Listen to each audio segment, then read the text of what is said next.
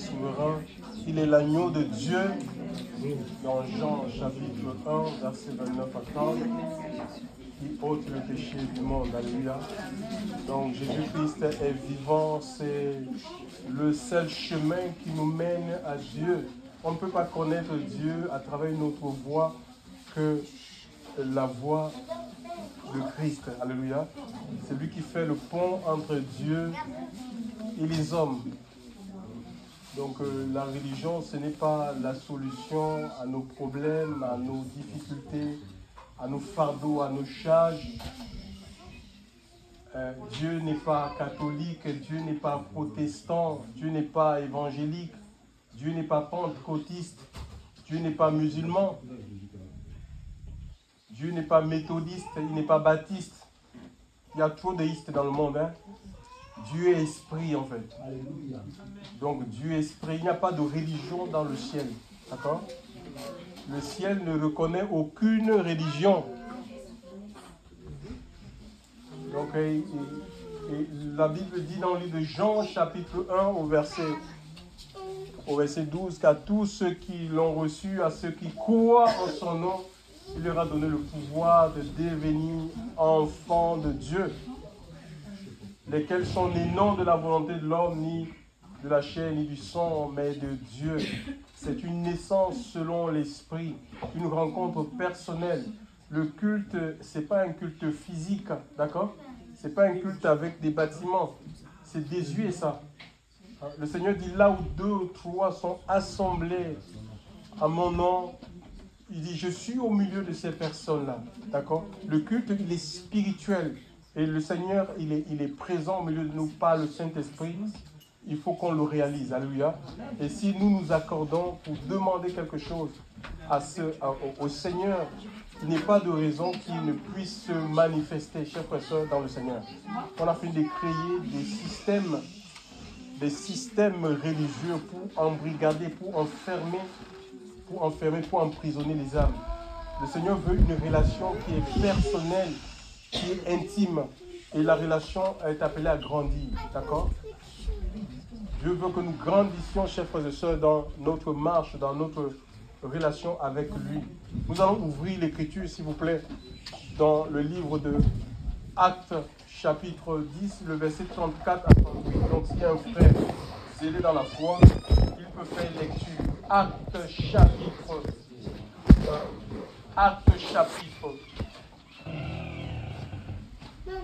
La Bible, c'est un recueil, chers frères et sœurs. C'est le livre des pensées de Dieu. Si tu veux connaître la volonté de Dieu pour ta vie, il faut te référer à ce livre. C'est 66 livres, chers frères et sœurs, écrits par 40 auteurs sur presque 1500, c'est une période de 1500 ans. Chers frères et sœurs dans le Seigneur, c'est un livre qui est inspiré. C'est les hommes qui ont écrit, mais poussés par le Saint-Esprit. Alléluia. Gloire à Dieu. Donc, Acte chapitre, s'il vous plaît, les enfants, en fait, silence. Acte chapitre 10, verset 34 à 38.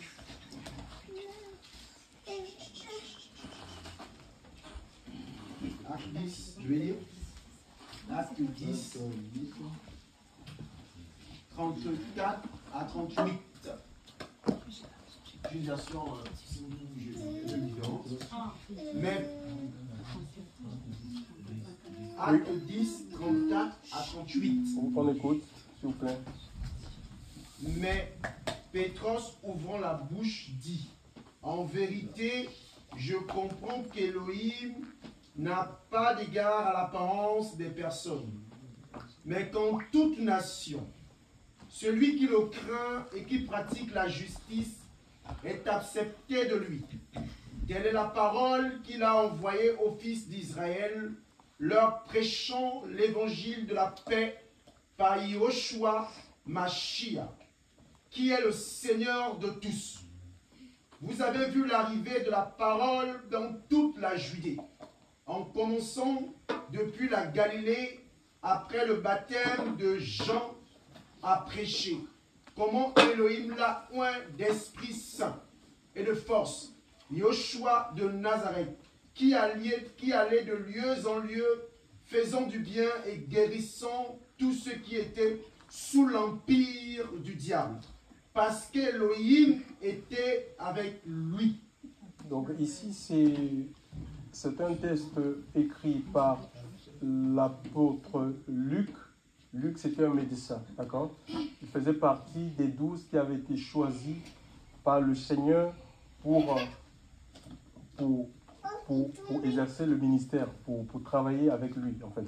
Donc, là, ça, c'est les propos que nous venons d'entendre, là, sont les propos de Pierre aussi. Pierre aussi, c'était un pécheur, d'accord? C'était un pécheur, et sur le bord de Galilée, le Seigneur va le récupérer comme ça, pour faire de lui un gagneur d'âme, en fait. Il va transformer sa vie, et plus tard, quand le Seigneur est parti, parce qu'il y a eu la Pentecôte, 10 jours après que le Seigneur soit parti, il y a l'Esprit de Dieu, il y a eu l'effusion de l'Esprit qui est descendu dans la vie des 120 qui étaient dans la chambre haute. Et Pierre, le jour de la Pentecôte, qui était une fête qui commémorait le don de loi que Dieu avait remis à Moïse dans le mont Sinaï par le biais de l'ange. Cette fête était célébrée 50 jours après la Pâque. Et en ce jour-là, c'était une fête de pèlerinage. Il y a dans les Écritures comme ça 3 fêtes. Je dis fête de pèlerinage, les Juifs ont 7, hein. Mais il y a 3 qui sont des fêtes de pèlerinage. La fête des tabernacles, la Pâque et la Pentecôte. Donc l'Esprit de Dieu va descendre dans la vie des 120. Pierre va prendre la parole en ce jour et il y aura 3000 conversions. Donc 3000 personnes vont se détourner des coutumes, des traditions des hommes. 3000 personnes en une seule prédication vont se détourner de la vie de péché.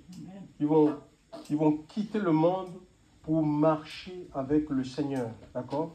Pour marcher avec le Seigneur, pour créer une relation. Ils vont abandonner, parce qu'à l'époque, il y avait la religion juive avec tous les rites, hein, que ça comportait, notamment les sacrifices d'animaux et tout. Donc c'était lourd, c'était pesant. Donc ils vont maintenant commencer à bâtir, à avoir une relation avec le Christ. Une relation qui les amène à ne plus dépendre des humains, à ne plus dépendre des hommes, à voir des humains comme étant des médiateurs, des gens qui vont chercher Dieu pour eux, des gens qui vont chercher la parole de Dieu pour eux, un peu comme on voit dans les religions en fait. Hein. On a des gens qui sont établis comme ça et les autres suivent seulement comme des moutons. Ils n'ont pas de relation, ils n'ont qu'une communion avec le Seigneur. Donc il est venu pour créer une communion intime, personnelle avec Christ. Donc l'Esprit de Dieu veut vivre en chacun de nous. Il y a 3000 personnes qui ont reçu le Christ. Ils ont reçu le Saint-Esprit en eux pour connaître qui est Dieu, pour vivre la vie de Dieu. On ne peut pas la vivre si on n'a pas l'Esprit de Dieu, en fait. C'est l'Esprit de Dieu qui te donne la force d'obéir à cette parole. D'accord? Quand la Pentecôte, c'était la loi qui était donnée au peuple. Et cette loi-là était écrite sur des tables de pierre.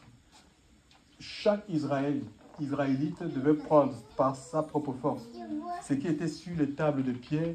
Il devait s'efforcer à l'appliquer dans son cœur. Donc tu devais stimuler ta volonté en fait. C'était ta volonté pour le salut par les œuvres. Par toi-même, tu devais prendre ce qui était les 10 commandements qui étaient sur la table de pierre pour obéir à cette parole en fait. Mais ce n'était pas possible pour l'être humain. Et à la Pentecôte, l'Esprit de Dieu ça vient graver cette parole-là. C'est l'Esprit de Dieu qui vient graver la parole dans ton cœur. Parce que le cœur, la parole de Dieu, elle est sainte. Hein. Le cœur, c'est la partie la plus sale de l'homme. Hein. C'est la partie la plus sale. C'est là où naissent les adultères, les mensonges. C'est ce que le Seigneur dit que ce n'est pas ce qui rentre en nous qui nous sauve. C'est ce qui sort. Et ce qui sort de nous, ça provient de notre cœur.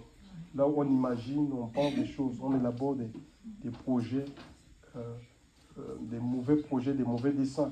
Et c'est dans cette partie-là que le Seigneur, il est saint, il veut contrôler cette partie-là en fait. D'accord? Donc pour nous conduire, pour nous diriger, chers frères et sœurs, dans le Seigneur. Donc, et Pierre là, dans le chapitre 10, nous venons de lire, en fait, c'est une rencontre avec un centenier romain, un chef de 100. C'était quelqu'un, nous dit l'Écriture, Corneille, c'était quelqu'un qui priait en fait. Il priait et l'Écriture dit qu'il faisait des aumônes. D'accord? Et alors qu'il était en prière, il va voir la visitation d'un ange. Et un ange lui dira, Corneille, tes aumônes et tes prières sont montées jusqu'à Dieu, il s'en est souvenu. Envoie dans la maison d'un certain Simon Courroyeur. Il y a l'apôtre Pierre dans cette maison et fais venir Pierre pour qu'il te dise des choses que tu dois faire pour que tu puisses rentrer dans la vie. D'accord? Et Pierre sera un instrument. Un instrument. Pierre n'est pas le salut, mais il est un instrument, un moyen par lequel M. Corneille va expérimenter le salut de Dieu en fait. Donc quand Pierre va venir et il lui dira, parce que les Romains c'était des païens, c'était des gens qui n'avaient pas le droit de citer en Israël. Donc les promesses, le salut c'était uniquement pour les Juifs. Et par rapport à une vision que le Seigneur va montrer à l'apôtre Pierre, donc les animaux, il va lui montrer des animaux sur une nappe, et une fois qu'il lui dit tu manges et tout, il va résister à cette voix, et jusqu'à ce que le Seigneur lui dira non, tu ne tiens pas un plus que Dieu a déclaré, c'était pour préparer cet homme par rapport à cette rencontre, parce que lui en tant que juif, judaïsant, il n'avait pas le droit de rentrer dans les maisons des païens. Vous voyez un peu. Et il est allé, il a été préparé, il est allé, et il a dit, il comprend que Dieu ne fait exception de personne. Donc le Seigneur, je crois que le Seigneur a utilisé la sœur pour essayer de nous faire comprendre que le Seigneur ne nous sauve pas parce qu'on est des blancs ou parce qu'on est tellement, ou on est noir, ou on est miséreux, ou on est... Non. Vraiment, Dieu nous fait, il nous accepte tel que nous sommes, d'accord? Il nous appelle tel que nous sommes dans notre condition, mais dans le but de nous rendre comme il est. Ce n'est pas pour qu'on reste dans cet état-là, en fait. Hein? Il nous prend tel que nous sommes, avec nos imperfections, avec nos défauts, avec nos souillures, chers frères et sœurs, avec nos maladresses, mais dans le but de nous rendre comme il est. Et si nous voulons être comme le Seigneur, il faut que nous répondions tout simplement à son appel. Il faut que nous soyons en marche. Et il dit, venez à moi. Il dit, venez à moi, vous tous qui êtes chargés et fatigués, je vous donnerai. Venez à moi, déplacez-vous. Venez, je suis la source de vie. Je suis le seul capable d'étancher vos soifs. Je suis capable de transformer vos vies. Je suis capable d'accomplir l'impossible dans vos vies. Alléluia. Donc c'est ça, donc c'est le Seigneur, il faut aller au Seigneur. Et l'apôtre Pierre a prêché, il a présenté Christ en fait. Il a parlé de Jésus, que Dieu l'a oint de force et de son esprit pour détruire. Et il allait de lieu en lieu, faisant le bien, guérissant la souffrance, et il détruisait l'empire. Quand on parle de l'empire du mal, ça dit c'est l'empire du péché. Quand on parle d'empire, on va parler en Afrique, là, il y avait un certain président qui s'est autoproclamé empereur. Ouais, Bokassa. Donc, un empereur, c'est quelqu'un qui est à la tête ou qui règne en maître, en fait, hein, dans un État ou dans un ensemble d'États. Et Satan aussi, c'est comme un empereur, en fait. Hein. Et nous sommes tripartites. On est fait corps, âme, esprit. Et beaucoup sont sous l'empire, en fait. Le monde gît sous la domination. Il y a des vies qui sont sous l'emprise de Satan. Et Satan pousse les gens à viler les âmes, pousse les gens à faire des mauvaises choses. Et le Fils de l'homme est venu pour détruire les œuvres du diable et son empire dans les cœurs des hommes. Il a reçu cette onction-là, cette force, cette capacité. Il n'y a que l'Esprit de Dieu, chers frères et sœurs, pour nous sortir du mal, pour nous sortir de la vie de débauche. Il n'y a que l'Esprit de Dieu. Ça brise les jougs, ça rend les choses qui paraissent impossibles. Peut-être que ce soir, il y a des gens qui ont été condamnés par la médecine, mais le Seigneur, il a la capacité de briser ce joug. Il le rend incurable ce que les médecins ont déclaré incurable. Il guérit des maladies, chers frères et sœurs. Hein, L'Écriture nous dit dans Ésaïe 53 que nous sommes guéris à travers ses maîtresures. Il y a la guérison, elle est authentique. Et ce soir, je ne sais pas s'il y a des gens qui souffrent des douleurs là. Puisque nous parlons de la guérison, nous parlons de l'onction, de la puissance du Seigneur, hein, ce Seigneur qui allait de lieu en lieu faisant le bien et guérissant la souffrance, on va l'expérimenter si vous êtes disposé. Si quelqu'un a une souffrance, là, une douleur, là, une peine, après la prédication, je vais inviter ces personnes et nous allons exercer la guérison divine. Parce que le Seigneur n'a pas changé. Hébreux 13:8 nous dit qu'il est le même hier, aujourd'hui, éternellement.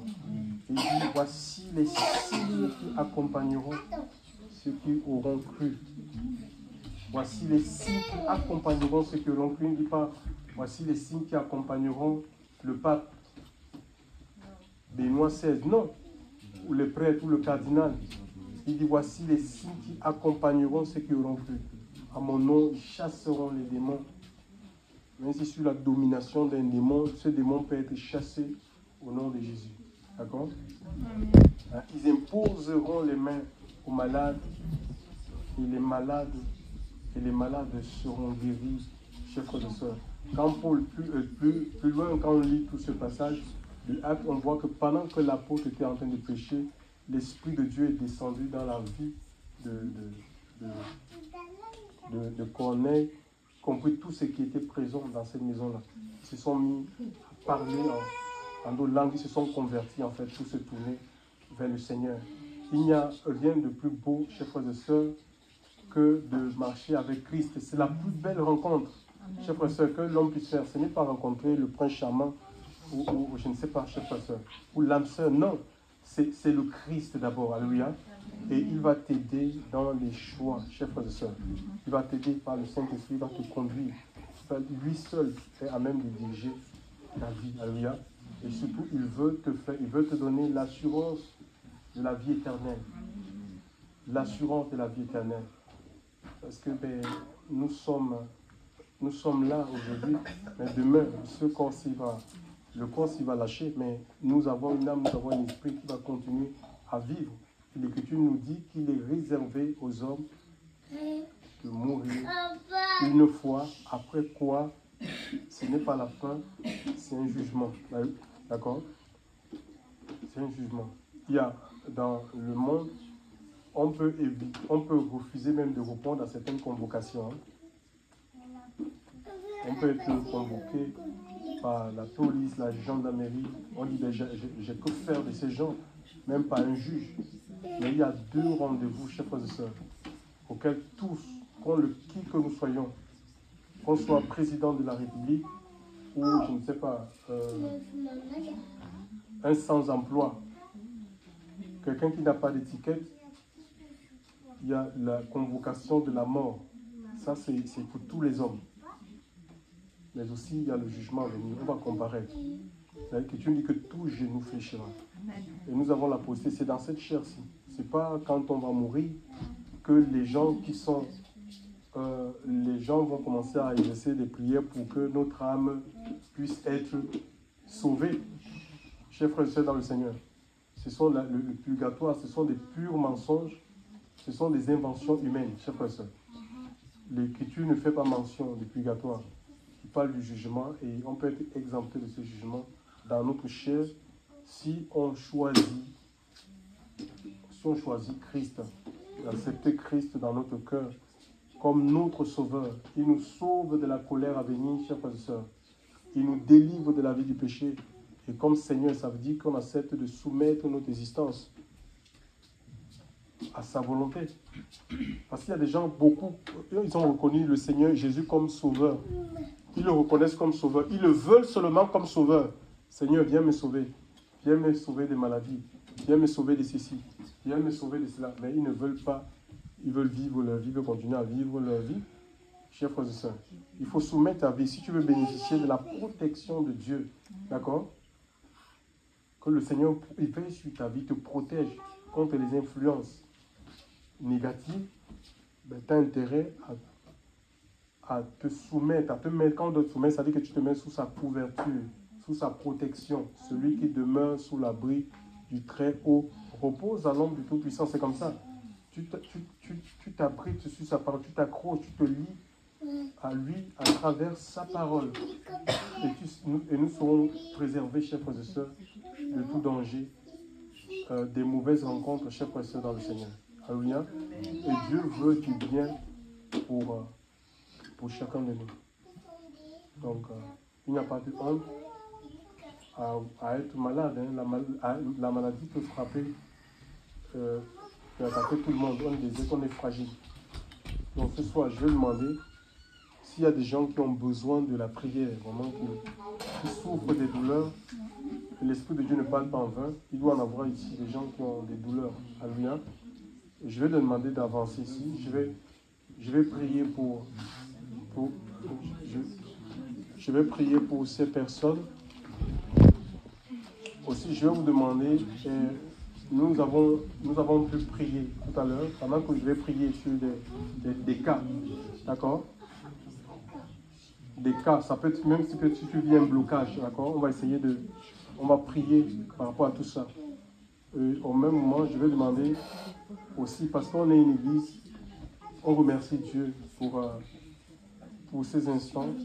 Nous avons chanté à travers les chants, à travers la louange et l'adoration, mais aussi, nous devons le faire avec des dons, en fait.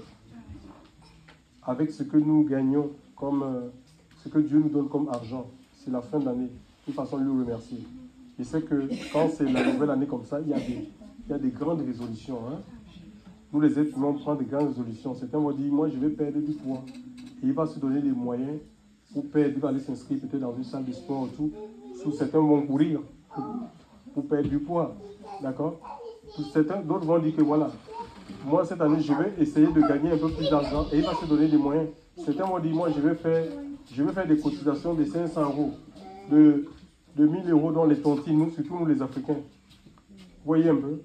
Donc, il y a des décisions comme ça. Et pour Dieu, dans tout ça, il faut qu'on prenne des résolutions par rapport au Seigneur. Que cette année, peut-être si j'étais un peu... Je mentais facilement. Pour moi, le mensonge est venu un peu comme un jeu. Je dis non, mais que le Seigneur puisse m'aider. Je veux grandir dans ma relation. Peut-être que j'étais négligent par rapport à la vie de prière. Je vais dire non, je vais me donner à la vie de prière. Peut-être même par exemple les offrandes. Pour moi, les offrandes, ça ne me disait rien. Mais non, mais je veux aussi apporter mon apport, mon soutien sur le plan financier. Alléluia. Parce que l'œuvre de Dieu aussi en a besoin en fait. D'accord? Il y a l'évangélisation, il y a les orphelins, il y a les veuves qu'il faut s'en occuper. Et ce n'est pas les francs-maçons qui vont venir donner l'argent. C'est l'apport de chacun. Alléluia. C'est tout ce que chacun met de côté pour le Seigneur qui rend cette œuvre-là possible. Gloire à Dieu. Donc, si tu veux prendre un panier, tu mets là. Donc, et c'est libre. Sentez-vous libre de donner ce que vous voulez, d'accord? On n'impose pas un montant. Que chacun donne comme il a résolu, sans contrainte. Si Dieu te met à cœur de donner, je ne sais pas, 1000 euros, 1500 euros, 10 000 euros, fais-le. C'est pour la gloire de Dieu. Si vous voulez faire un chèque, vous marquez les ouvriers de l'11e heure, c'est tout. D'accord? L'association, c'est les ouvriers de l'11e heure. Voilà. Actuellement, on a 15 femmes, on a 15 veuves en Afrique qu'on suit, on les aide à faire des champs. Et bon, certains demandent du capital pour faire le commerce du poisson et tout. Et il y a aussi des veuves en fait, que nous scolarisons. Il y a des témoins ici. Il y a des orphelins, vraiment des gens qui ont perdu leurs parents et qu'on essaie de scolariser, qu'on essaie de pousser dans les études. Et il faut les soutenir. Et ça se passe avec les dons des enfants de Dieu. Voilà. Gloire au Seigneur. Je veux que les malades avancent. À côté de moi. Je vais prier pour eux. Que le Seigneur puisse poser sa main puissante et qu'il guérisse. Voilà. Le Seigneur guérit en fait. Et nous avons la guérison à travers les maîtresses. N'ayez pas honte. Hein. Donc si quelqu'un a une souffrance là, tu avances ici.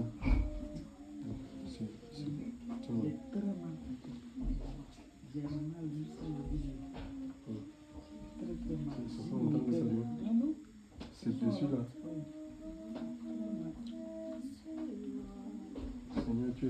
Seigneur. Tu as dit, allez guérissez, Seigneur. Étends ton bras puissant, Seigneur, dans le nom de Jésus, Seigneur. Que l'onction de ton esprit, Seigneur, l'onction de ton esprit brise le joug, Seigneur. Seigneur, je commande maintenant, Seigneur Dieu Père, à cette douleur de lâcher prise. Douleur, je te parle, tu n'as pas de place dans ce corps. Ce corps est le temple du Saint-Esprit. Ton règne prend fin maintenant. Seigneur, tu as les œuvres du diable et son empire, Seigneur Dieu Père. Que cette douleur prenne fin maintenant dans le puissant nom de Jésus. Douleur, je te commande. Tu quittes sa vie maintenant. Tu quittes cette tête pour la gloire de Dieu et le témoignage de sa parole. Seigneur, visite, Seigneur. Une visitation particulière, Seigneur Dieu Père. Que l'onction de ton esprit, Seigneur Dieu, soit manifeste maintenant. Que l'onction de Saint-Esprit, l'onction qui brise le jour. Que l'onction de ton esprit, l'onction qui brise le jour. Seigneur, que cette onction soit maintenant relâchée. Seigneur Dieu, du bout de ses cheveux jusqu'à la plante de ses pieds. De la plante de ses pieds jusqu'au bout de ses cheveux, Seigneur. Que l'onction de ton esprit, Seigneur, soit relâchée maintenant. Et que cette douleur disparaisse dans le nom de Jésus de Nazareth. Seigneur, rends ministère, Seigneur. Tout pour ta gloire. Tout pour ta gloire et le témoignage de ta parole. Dis-moi.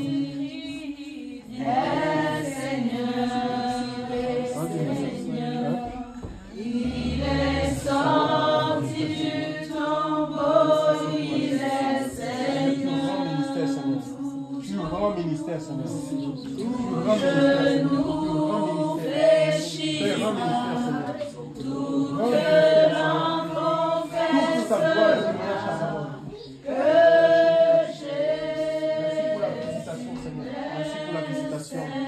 Merci pour la visitation, Seigneur. Merci pour la visitation. Merci pour la visitation, Seigneur. Merci pour la visitation, Seigneur.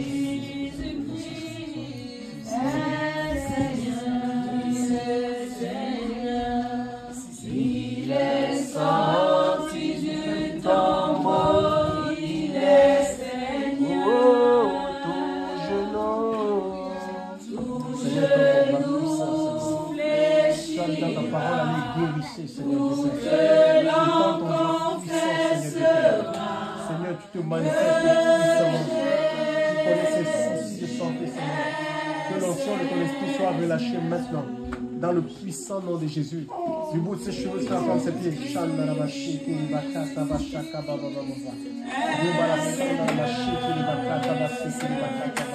Seigneur mon Dieu, mon Père, tu dis dans ta parole que nous avons la guérison à travers tes maîtres, Seigneur Dieu. Je commande dans le nom de Jésus-Christ, Seigneur mon Dieu, mon Père, que tu actives, Seigneur de l'ennemi, Seigneur Dieu, prenne fin maintenant, dans le puissant nom de Jésus-Christ de Nazareth. Seigneur, que le souffle de ton esprit, du bout de ses cheveux jusqu'à la plante de ses pieds, Seigneur mon Dieu, mon Père, Seigneur, sois relâché maintenant. Seigneur, je prie pour un renouveau de ton esprit, Seigneur Dieu. Je prie pour un renouveau de ton esprit, Seigneur, grand Dieu véritable. Seigneur, mon Dieu, mon Père, tu relâches maintenant, Seigneur, ton onction, Seigneur Dieu. Mon Dieu, mon Père, Seigneur, une onction nouvelle, Seigneur. Une onction forte, mon Dieu, mon Père, Seigneur Dieu, pour ta gloire, dans le puissant nom de Jésus. Et que tout ce qui a été introduit, Seigneur, dans ce corps, par voie occulte, soit maintenant arraché, jusque dans les racines. Seigneur, jusque dans les racines, au nom de Jésus de Nazareth. Tout ce qui a été introduit dans ce corps, par voie occulte. Shakataya mashaka. Shakataya mashakataya masadaraba. Yubara sandaraba. Shekereba katabasa. Seigneur, tout ce qui a été introduit dans ce corps, maintenant, Seigneur, par voie occulte, soit arraché. Arraché, détruit, déraciné, jusque dans les racines. Au nom de Jésus de Nazareth, au puissant nom de Jésus, je proclame ton règne, Seigneur. Je proclame ta victoire. Je proclame ton autorité, Seigneur. Je proclame ton autorité, Seigneur. L'autorité de la parole. Seigneur, mon Dieu, mon Père, dans ce corps maintenant. Seigneur, une vie de renouvellement, Seigneur. Une vie de renouvellement, Seigneur Dieu Père. Tu dis que tu nous rajeunis comme de l'aigle, Seigneur Dieu Père. Tu nous rajeunis comme de l'aigle, Seigneur. Une jeunesse spirituelle, Seigneur, mon Dieu, mon Père, pour te servir. Dans le nom de Jésus-Christ de Nazareth. Père, sois béni pour tout ce que tu fais. Au puissant nom de Jésus-Christ, merci Seigneur. Merci Jésus. Merci Jésus. Tu es vivant.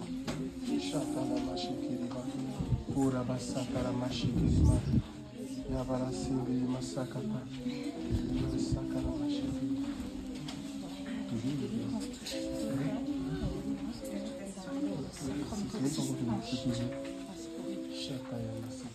Seigneur, tu as dit dans ta parole, allez guérissez, Seigneur. Tu as dit allez et guérissez. Tu as dit allez et guérissez, Seigneur. Tu as dit allez et guérissez. Tu as dit allez et guérissez, Seigneur. Je commande à cette douleur, Seigneur, quel que soit, Seigneur Dieu Père, ce qui a été introduit, Seigneur mon Dieu, mon Père, au niveau de ses rangs, Seigneur, pour la paralyser, Seigneur. Seigneur Dieu, quand on aura puissant, l'onction de ton esprit brise toujours, Seigneur. Que ce jour maintenant, Seigneur, soit consumé. Que ce jour soit consumé par le feu de ton esprit. Que ce jour soit consumé au nom de Jésus de Nazareth. Seigneur mon Dieu, mon roi, Seigneur, du bout de ses cheveux jusqu'à la plante de ses pieds, de la plante de ses pieds jusqu'au bout de ses cheveux, que l'onction de ton esprit maintenant, Seigneur Dieu, soit relâchée maintenant. Que l'onction du Saint-Esprit soit relâchée aux Dieu. Que les œuvres des ténèbres prennent fin maintenant dans ce corps. Quelle que soit l'oppression, la pression, Seigneur mon Dieu, mon Père, Seigneur Dieu, j'annule toute activité. Seigneur mon Dieu, mon roi de l'ennemi, Seigneur, dans sa vie, Seigneur Dieu, du bout de ses cheveux jusqu'à la plante de ses pieds, la plante de ses pieds, jusqu'au bout de ses cheveux, que le feu de ton esprit, Seigneur, puisse la traverser maintenant. Que le feu de Saint-Esprit va traverser Dieu. Et que cette douleur, tu n'as pas de place dans ce corps. Douleur, ce corps ne t'appartient pas. Le corps de Maëva, c'est le temple du Saint-Esprit. Seigneur, tu remplis maintenant, Seigneur. Tu remplis sa coupe, Seigneur. Tu remplis sa coupe pour ta gloire, Seigneur.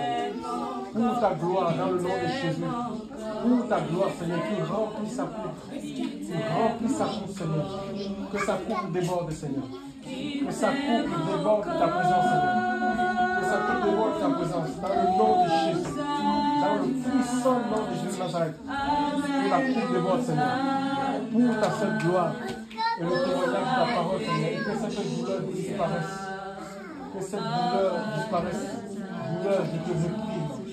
Je te réprime dans le nom de Jésus. Je te réprime. Je prends autorité sur toi. Douleur, je prends autorité sur toi. Je prends autorité sur toi, douleur. Douleur, je prends autorité sur toi. Je prends autorité sur toi. Je prends autorité sur toi. Dans le nom de Jésus de Nazareth. Seigneur, merci pour ton règne, Seigneur. Merci pour la victoire, Seigneur. Merci pour la victoire. La victoire sur la douleur, Seigneur. Mon Dieu, mon Père, tu as pris les douleurs de Maëva, Seigneur. Tu as pris ces douleurs, Seigneur Dieu. Sur le bois de la croix, Seigneur. Seigneur, tu as vaincu nos infirmités. Mon Dieu et mon Père, Seigneur Dieu, merci de rendre gloire à ton nom, Seigneur. Rends gloire à ton nom, Seigneur. Seigneur Dieu, Père, en rétablissant, Seigneur Dieu, sa santé. Dans le puissant nom de Jésus Nazareth. Seigneur, sois béni, Seigneur. Sois béni. Sois béni, Seigneur, pour ce que tu fais. Merci pour la visitation. Merci pour la visitation, Seigneur. Merci pour la visitation, Seigneur. Je te remercie pour la visitation, Seigneur.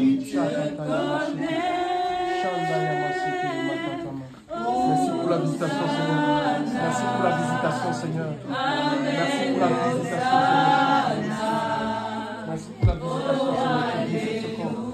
Tu visites ce corps, Seigneur. Tu visites. Tu visites, Seigneur. Tu visites. Tu visites, Seigneur. Tu visites.